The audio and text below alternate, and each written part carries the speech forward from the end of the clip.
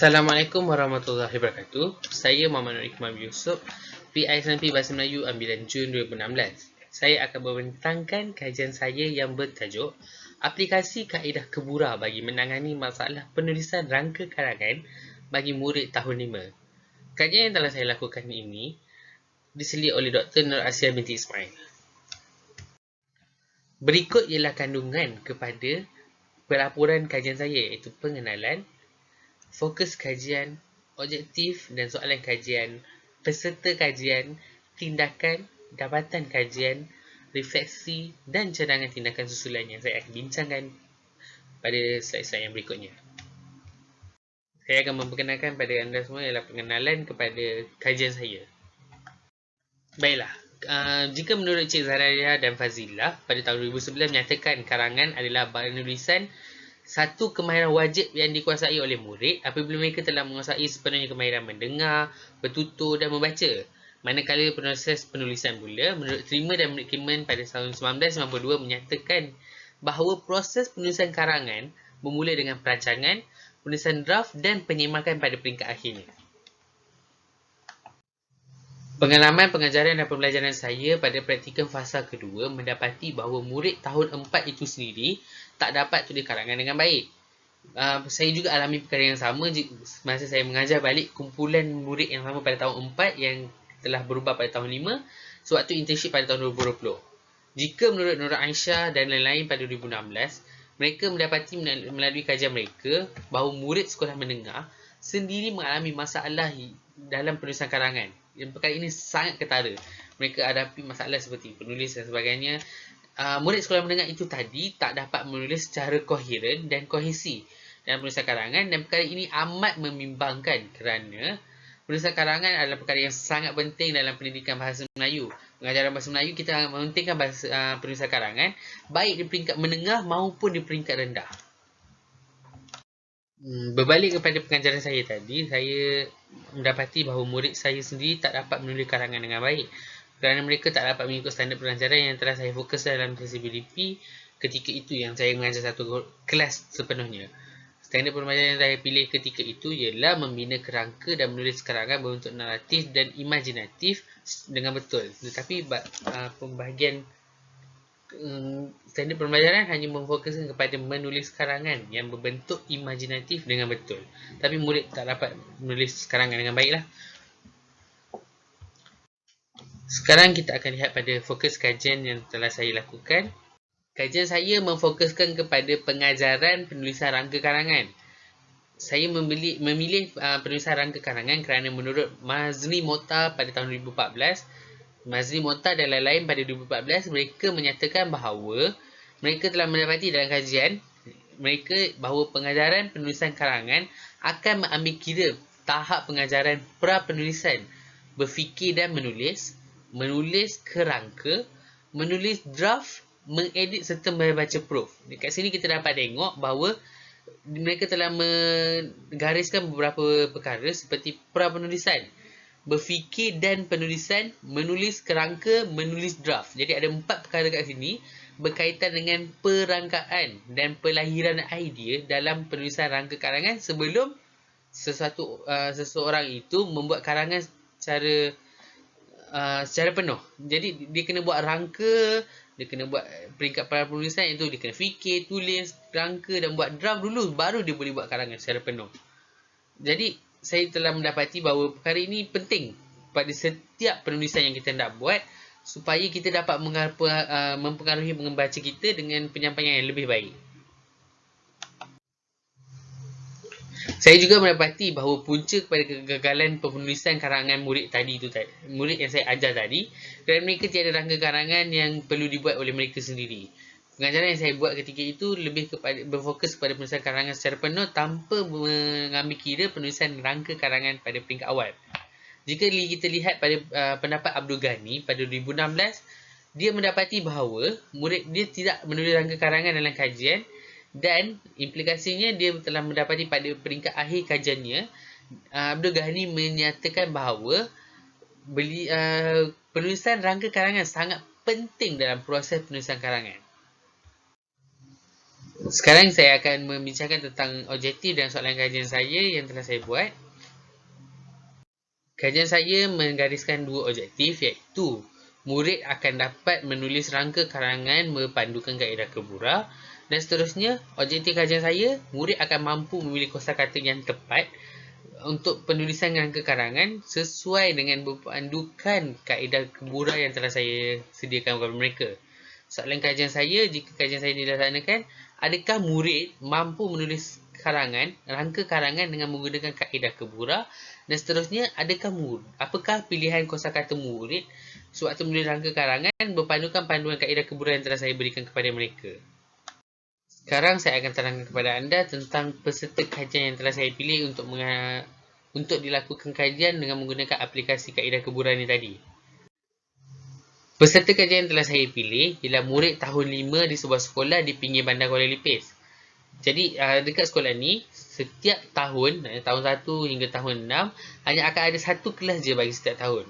Dan daripada 17 orang 17 orang murid yang terdapat dalam kelas itu, saya telah memilih 3 orang sebagai peserta kajian saya, iaitu 2 orang lelaki dan 1 orang perempuan. Daripada dapatan awal, tinjauan pemantian awal pada karangan yang telah saya lakukan dalam kelas sebentar tadi, kelas daripada peringkat awal, daripada 17 orang ni, 3 orang ni adalah mempunyai karangan yang paling teruk pada penilaian semua orang. Dan mereka bertiga dipilih oleh saya sendiri kerana menurut Haidar Yusof dan Zamri Mahmud pada 2015 yang telah menyatakan bahawa murid yang perlu dibantu dalam penulisan karangan ialah murid yang langsung tidak menunjukkan ciri-ciri penulisan karangan yang bagus, dan melalui penilaian guru itu sendiri, saya telah melakukan penilaian dan saya mendapati bahawa 3 orang murid ini perlu dibantu untuk menulis rangka karangan dengan panduan yang telah saya lakukan dengan menilai setiap aspek karangan yang telah mereka lakukan.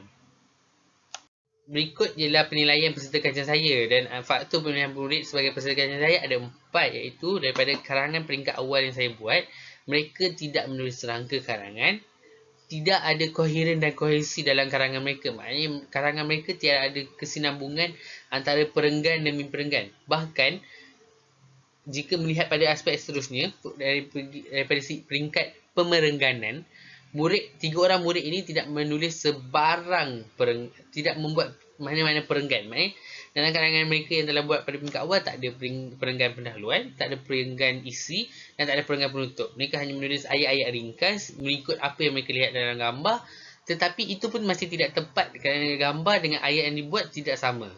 Dan jika kita lihat daripada aspek keempat, pemilihan mereka adalah kerana mereka langsung tidak menjawab kehendak soalan yang dilakukan untuk menulis karangan yang telah saya lakukan tadilah. Tindakan yang telah saya jalankan untuk kajian ini, saya telah melakukan tindakan kajian untuk kajian tindakan saya ini mengikut adaptasi model pendidikan tindakan kemis dan target yang saya perolehi dalam buku panduan pendidikan tindakan IPG KPM pada 2008. Pada peringkat awal, tinjauan awal yang saya lakukan ialah saya telah memilih peserta kajian yang sesuai dan melakukan langkah seterusnya, iaitu merancang tindakan. Pada peringkat perancangan tindakan ini, saya telah menyesuaikan tajuk yang terdapat dalam buku teks dengan dokumen standard kurikulum dan prestasi murid tahun 5 serta aplikasi pada kaedah kebura melalui penghasilan satu rancangan pengajaran. Rancangan pengajaran ini saya telah hasilkan untuk mengaplikasikan semua perkara yang saya sebut tadi, dan seterusnya saya telah lakukan pengajaran kepada 3 orang peserta kajian saya. Pada peringkat langkah seterusnya, pelaksanaan tindakan, saya telah mengajar peserta kajian menggunakan kaedah kebura, dan seterusnya saya telah melakukan pemerhatian dan temu buat sejurus daripada pengajaran saya.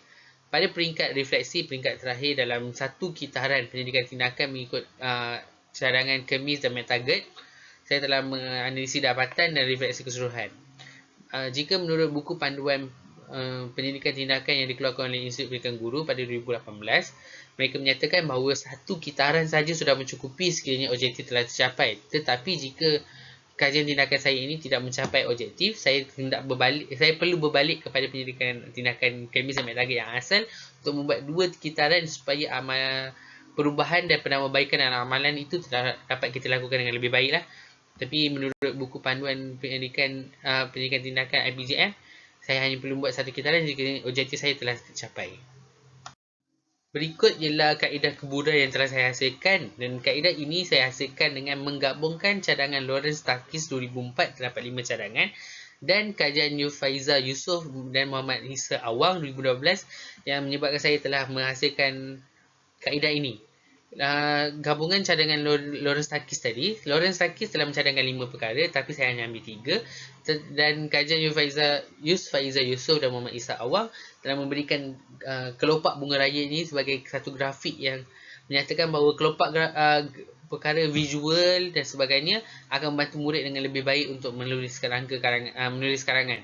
Tapi saya telah menggabungkan dengan cadangan Lawrence Taki yang berkaitan dengan rangka karangan, dan hasilnya perkara ini saya telah memilih kelopak bunga raya, kerana kelopak bunga raya mempunyai 5 kelopak, iaitu mewakili 5 perkara yang terdapat dalam karangan, iaitu pendahuluan, isi pertama, isi kedua, isi ketiga dan penutup. Kemudian pada peringkat benang sari dan benang sari ni tadi, saya telah tulis satu perkara iaitu format, ya atau tidak, sehingga karangan yang dilakukan oleh murid itu ada format, dia kena bulatkan perkara ya, dan kita akan lihat pada perkara yang ada pada kepala sari kelopak bunga raya ini untuk mereka lakukan karangan dengan lebih baik.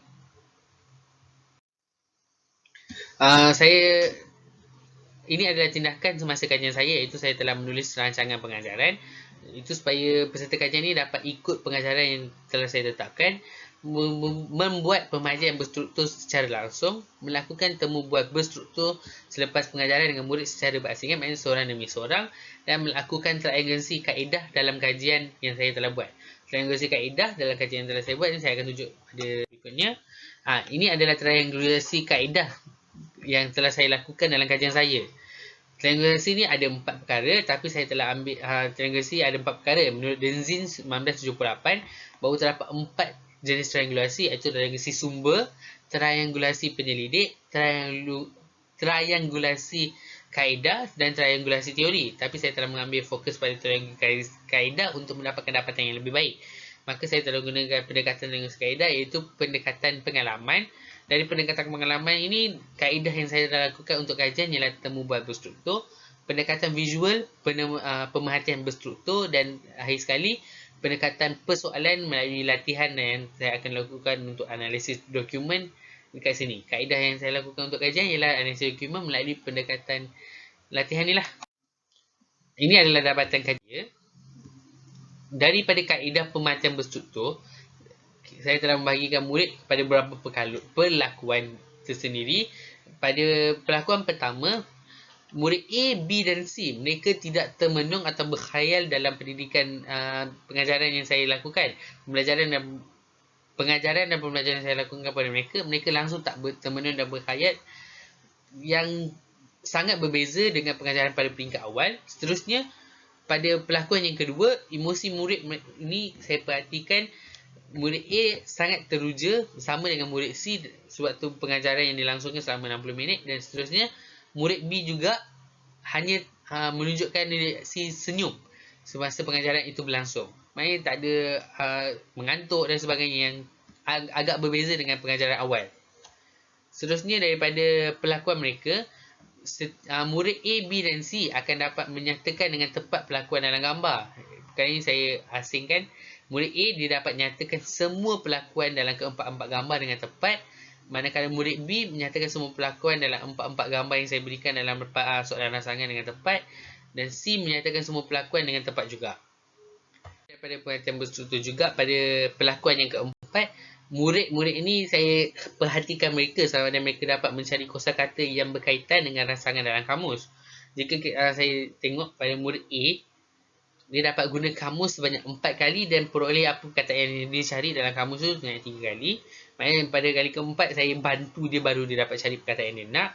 Murid B dapat menggunakan kamus sebanyak 2 kali, memperoleh perkataan yang dia cari sebanyak 2 kali. Maknanya dia tak perlu bantuan saya untuk mencari perkataan dalam kamus. Murid C dia menggunakan kamus sebanyak 3 kali dan peroleh perkataan yang dia cari sebanyak 2 kali. Maknanya penggunaan kamus itu telah membantu mereka mencari perkataan yang mereka hendak, dan mereka telah jumpa perkataan tu ikut apa kekerapan yang telah saya nyatakan. Pada perkara kelima yang saya perhatikan dalam pembacaan berstruktur saya ialah murid dapat menyatakan pendapat atau cadangan kosakata atau istilah kepada saya sebagai seorang guru. Dalam kajian ini, saya telah perhatikan murid A, B dan C sama ada mereka dapat menyatakan pendapat mereka secara lisan pada cadangan kosakata. Murid A tadi, dia dapat menyatakan cadangan kosakata kepada guru sebanyak 4 kali, manakala murid B menyatakan cadangan kosakata kepada guru sebanyak 4 kali juga, dan murid C menyatakan cadangan kosakata kepada guru sebanyak 4 kali. Dan pelakuan terakhir yang saya perhatikan daripada murid ialah murid dapat menggunakan perkataan rangsangan yang terdapat dalam kaedah keburan tadi untuk mencari dan mencadangkan kosakata yang digendaki.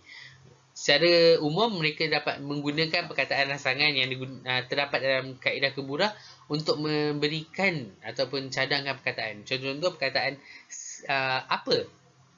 apa yang sedang dilakukan. Jadi mereka terus cadangkan, cikgu nak cakap dalam gambar pertama dia telah menabung duit dan sebagainya. Dari aspek analisis dokumen latihan, saya mendapat membahagikan dia pada 4 perkara yang sama juga dengan pemerhatian pada karangan peringkat awal murid-murid. Maknanya peringkat awal saya guna analisisnya, saya tengok daripada 4 perkara. Dan sekarang analisis dokumen latihan selepas guna kaedah keburah pun saya tengok daripada 4 perkara itu juga. Daripada penulisan rangka karangan, murid A, B dan C dapat menulis rangka karangan dengan menggunakan kaedah keburah secara tepat. Seterusnya, pada koheren dan kohesi, kesinambungan antara perenggan demi perenggan dalam penulisan rangka karangan murid ini tadi, dia dapat tulis dengan baik isi karangan yang dikendaki, rangka karangan yang dikendaki dalam setiap kelopak bunga raya tadi dengan lebih baik, dengan betul, dan dia dapat gunakan kelopak bunga raya, dia dapat tulis dengan baik apa yang dalam tu. Seterusnya, dari aspek pemerengganan, murid dapat membezakan dari segi aspek pendahuluan, isi pertama, kedua dan ketiga, penutup dalam karangan. Maknanya selepas menggunakan kaedah keburah daripada analisis dokumen ni, saya dapati murid ni dapat bezakan daripada mana apa yang ada dekat pendahuluan, apa yang perlu ada dekat isi penutup, isi dan penutup karangan. Dan menjawab kehendak soalan, soalan yang saya telah berikan ialah berkaitan dengan agihan duit. Jadi pada analisis dokumen mereka ni tadi, saya dapati mereka telah berjaya menjawab semua keperluan soalan yang diberikan mengikut bahan rangsangan yang ada. Maknanya dia dapat bahagikan pada pendahuluan, okey, kenapa apa itu pengagihan duit dan kenapa perlu mengagih duit. Pada peringkat pertama, agih duit dekat mana? Isi kedua dan ketiga, agih duit dekat bahagian mana dan bahagian mana mengikut gambar, dan bahagian penutup, kenapa kita perlu buat pengagihan duit dengan memberikan peribahasa juga. Dari segi aspek temu bual berstruktur, kaedah yang saya gunakan ni, saya telah bertanya kepada murid 4 soalan dan mereka telah menjawab apa yang saya tanya dengan secara betul-betul. Saya tanya terus 1, 2, 3 dan 4 kepada murid secara terus dan mereka hanya jawab itu saja, tak ada soalan-soalan lain. Soalan pertama yang saya tanyakan kepada murid ialah, adakah kaedah keburah ini memudahkan kamu menulis rangka karangan? Jawapan yang diberikan oleh murid A, B dan C berbeza, iaitu berbeza tetapi hampir sama. Murid A dia jawab, ya cikgu, saya telah dapat menulis rangka karangan.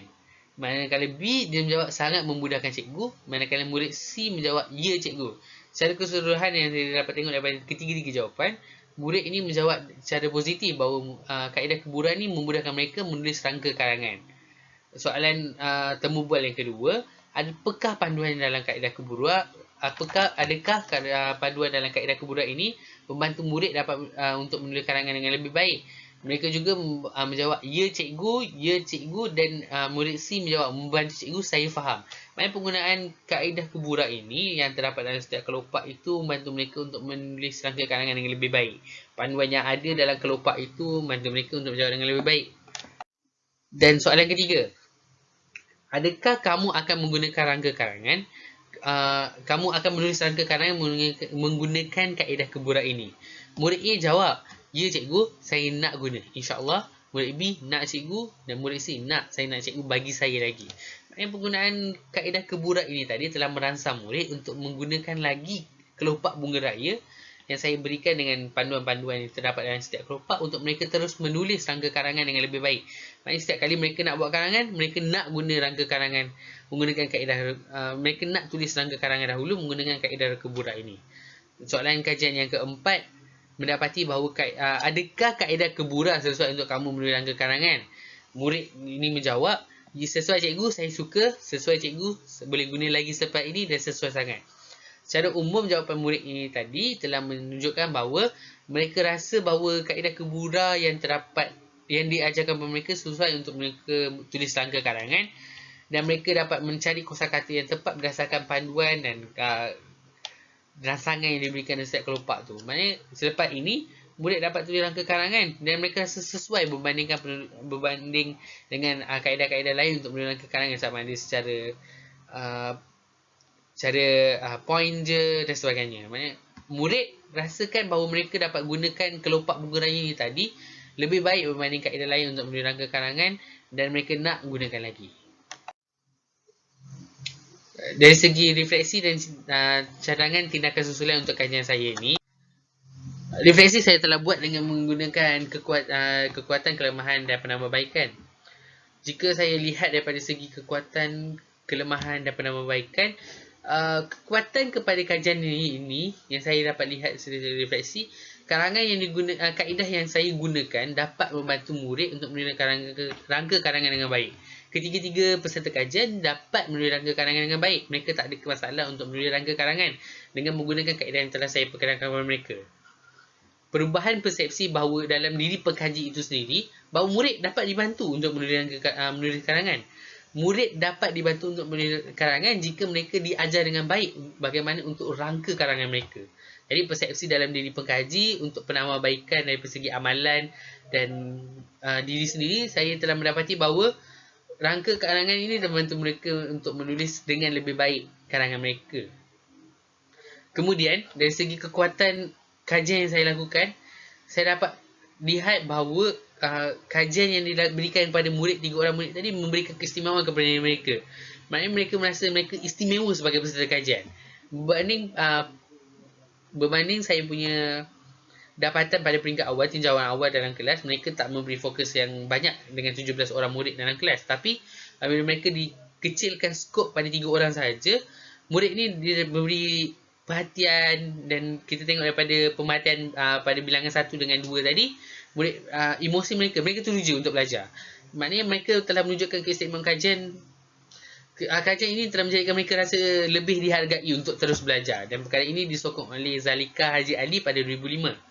Seterusnya, saya dah dapat satu kaedah saya sendiri untuk menambah baik amalan pengajaran rangka karangan. Rupanya jika dilihat pada rancangan pengajaran yang saya buat tadi, saya telah memilih standard pembelajaran yang berbeza berbanding dengan peringkat awal, kerana ada dalam DSKP itu sendiri untuk menghasilkan draft perenggan pendahuluan, isi dan penutup berbentuk imajinatif dan deskriptif menggunakan ayat gramatis yang betul.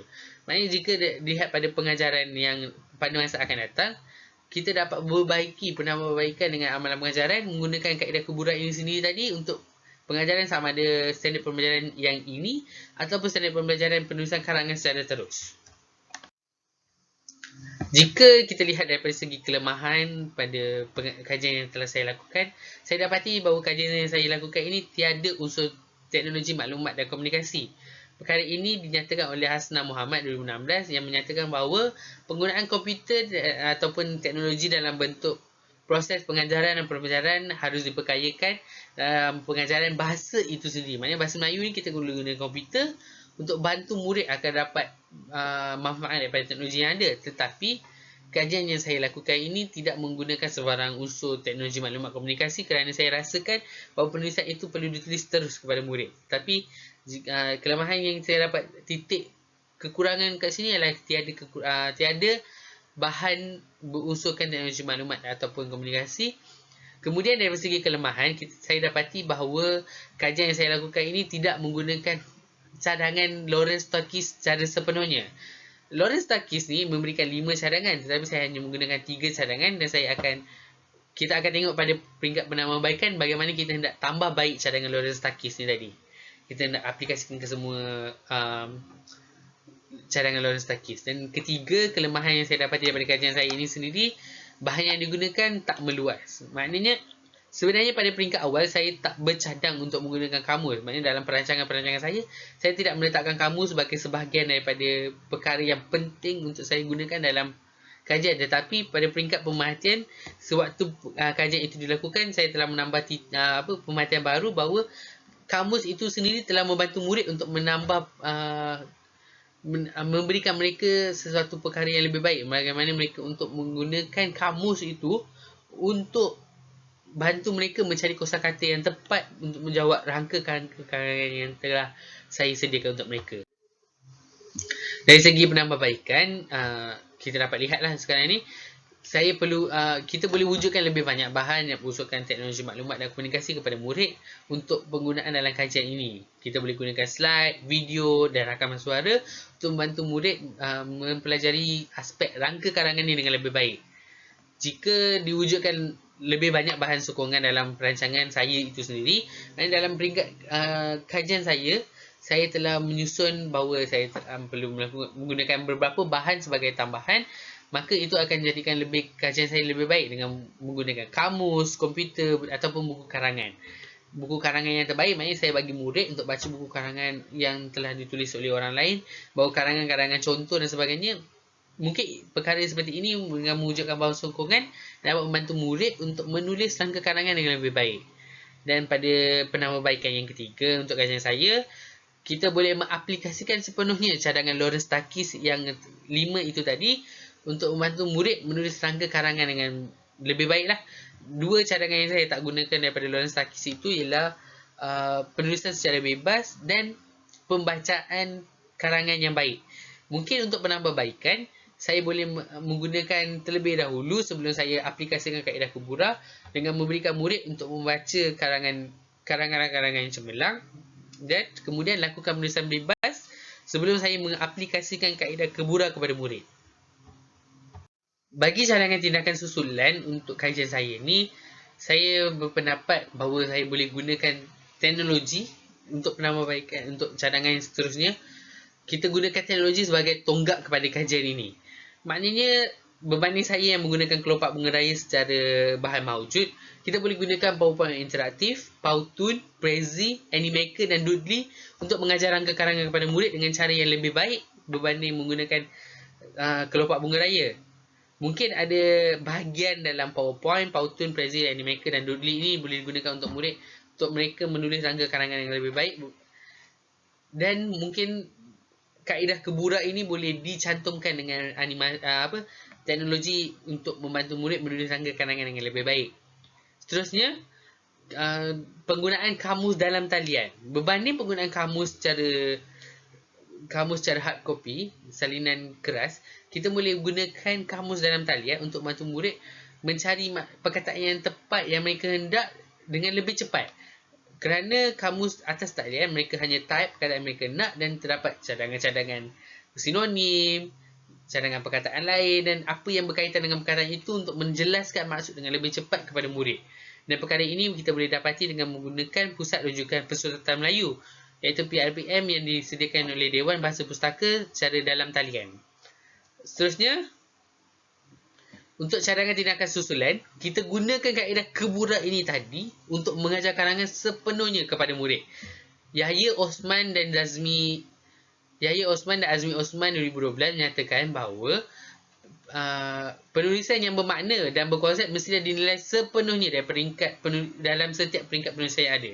Macam saya lakukan kajian, dapati bahawa peringkat penulisan ada pra-menulis, menulis dan pasca menulis.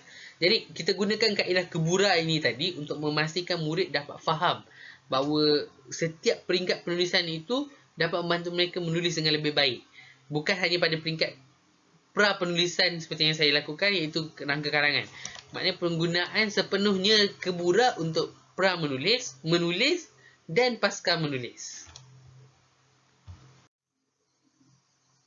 Seterusnya, kita dapat lakukan cadangan tindakan susulan dengan menggabungkan penyuaraan komunikatif sebelum karangan ditulis. Maknanya murid bercakap terlebih dahulu sebelum mereka melakukan apa-apa penulisan.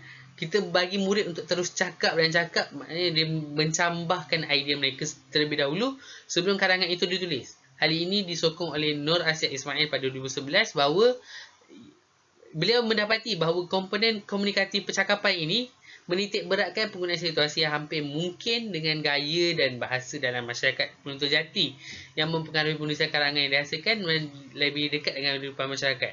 Maknanya percakapan seseorang itu berkaitan dengan kehidupan latar belakang dia. Dan latar belakang dia ini sebenarnya mempengaruhi kepada penulisan rangka karangan. Dan mungkin kita boleh gunakan percakapan ini untuk membantu mereka menulis karangan dengan lebih baik. Sekian saja dan saya akan rujukan saya yang saya gunakan iaitu berkenaan dengan Abdul Ghani, bahagian perancangan pendidikan, Cik Zanaria Cik Hassan, Denzin, Dewan Bahasa Pustaka, Hasna Mohamad. Kita ada Lawrence Taki, Mazli Mokhtar, Muhammad Ruslan Baki dan Fadila Abdul Rahman, Nur Aisyah Ismail, Nur Aisyah Abdullah, Zamri Muhammad, Nur Azwahan Nur Syahid, Rahila Yusof dan Zamrud, serta Sri Katika Rahna, Mesra Adi Kusuma, Metusin, Suraya Tarasat, Abu Bakar Madin dan Nuruddin Najaidi, Sri JF, VM Kriman JM, Zahir Osman dan Azmi Osman, Yufaizah Yusof, Muhammad Isya Alwang dan Zalaika Haji Ali sebagai bahan rujukan saya untuk lakukan kajian ini. Sekian saja pembentangan saya untuk penulisan rangka karangan, aplikasi kaedah Kebura untuk menangani masalah penulisan rangka karangan bagi murid tahun 5. Terima kasih. Assalamualaikum.